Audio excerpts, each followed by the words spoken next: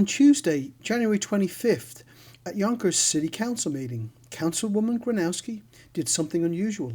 She spoke not from her seat, but at the public podium during the Committee of the Whole, where the public can comment on their local government.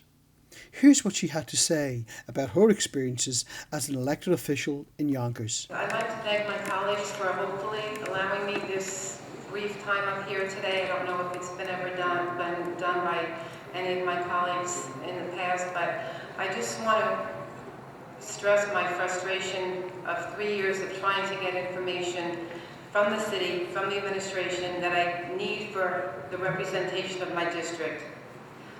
You all know we have a strong air form of government. We have to write to at least 3 people to get anything done, to get any requests addressed or any information forthcoming. And on any given occasion, I usually don't get a response to anything that I send. If I do, it's usually not covering the information that I asked for. In August of 2010, I was asked by the Living Transformation Center on Lawrence Street to visit a parkland site on Lawrence Street near Cortlandt Park Avenue. And I visited it also with Assemblyman Spano, who was requested to be present.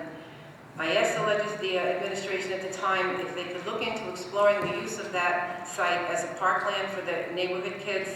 Never got a response. Last week I attended another meeting of the Living Transformation Group, and they again asked me, please, what's happening with this site? Lawrence Avenue desperately needs a community center and or a little piece of parkland, which seemingly already exists in the neighborhood. I wrote to the mayor, to Mr. Regan, to Lisa Mariage, to the Parks Commissioner, to the Planning Commissioner and his deputy, with no response last Friday. I'm frustrated. I don't know what to do. I'm at this end of the podium because I think I'm speaking more from this side, for the district that I represent, because when I'm disrespected, my district is disrespected. I think 3 years is enough. Going forward, I don't know who will be sitting in that seat over there, but I hope they don't have to go through what I did to get any little bit of information. Thank you for your patience. Her frustration with the FOIL process is not unusual. She is just ignored by the city administration.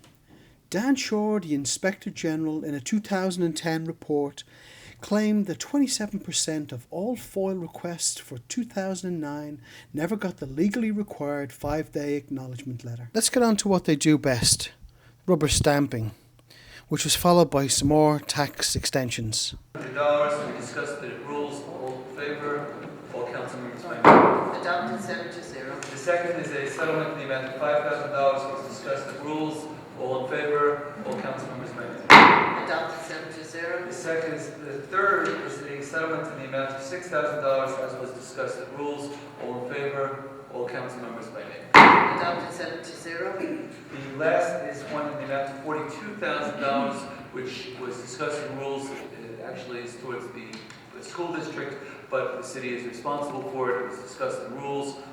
All council members by name. Adopted 7-0. The next one is item number 10, which is the extension of the mortgage recording tax. Again, this is something that helps the city of Yonkers. We get it year after year, but the legislature has to reauthorize us to do it. And there's been a request for a roll call on this vote? Yes. Okay. Council President. You want to speak on it or just? No. Okay. Council President Lesnick. Yes. Councilmember Larkin. Yes. Minority Leader Berton. Yes. Councilmember Shepherd. Yes. Councilmember Gronowski. No. Councilmember Torero. Yes. Majority Leader McDowell. Yes. Resolution is adopted 6-1. Item number 11. Item number 11 is the extension of the income tax surcharge. Again, you would like a roll call?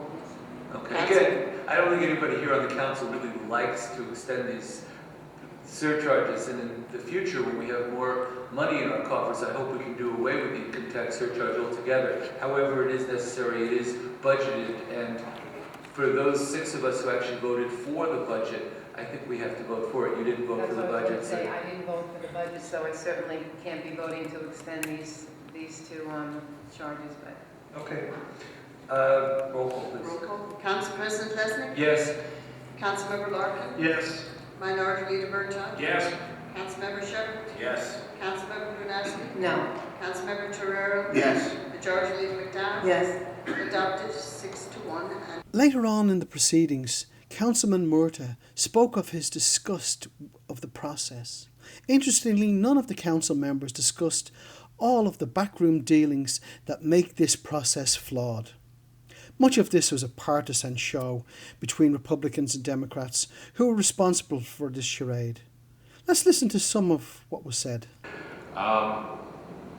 With all of that, I couldn't possibly vote against her appointment.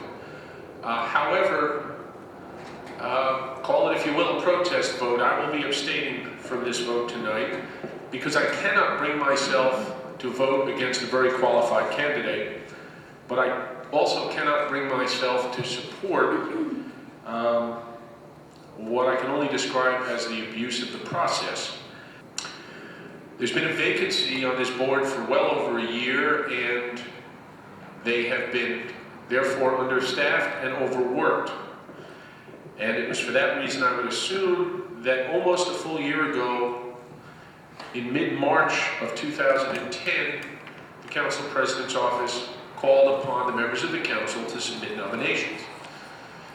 A gentleman with a very good resume and over 30 years of professional, commercial, and residential real estate experience, along with other experience in residency here in Yonkers, was nominated.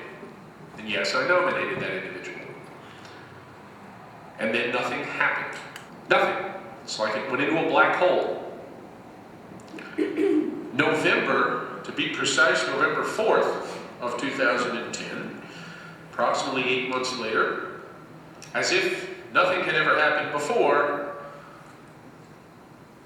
the council members were again asked by the leadership to nominate somebody for the Board of Assessment and Review. And not surprisingly, for the third time, I submitted the nomination of the same individual. This individual, highly qualified, fully prepared, and ready to do that, was simply, I can't even say ignored, he wasn't ignored, he was thrown in the gutter by the council president's office and ultimately by the city council. Unfortunately, this process was flawed, and I really hate to say it, but I will. It's the responsibility of the chairman of the Rules Committee to have followed through with this. You knew there was a person that had been submitted 3 times. This other person should have been given the courtesy of that interview. By the time we got candidates in, it was after March. We knew there was no time pressure until December. There were several attempts amongst different people to get different candidates to find a consensus where 4 or more council members would support them. That did not happen until last week, and as the process evolved, it is what it is. I was never contacted about this nominee that people have just stated that we were. We totally handled this as a council and as a city council president, unprofessional. That's the key word that we did. If you don't want to vote for somebody, have the courage to come in here and vote no, but put the person up and give that person respect to come in here and do due diligence. We did not do that. But people, don't be fooled out there. This was political and it was totally unprofessional how it was handled. Thank you.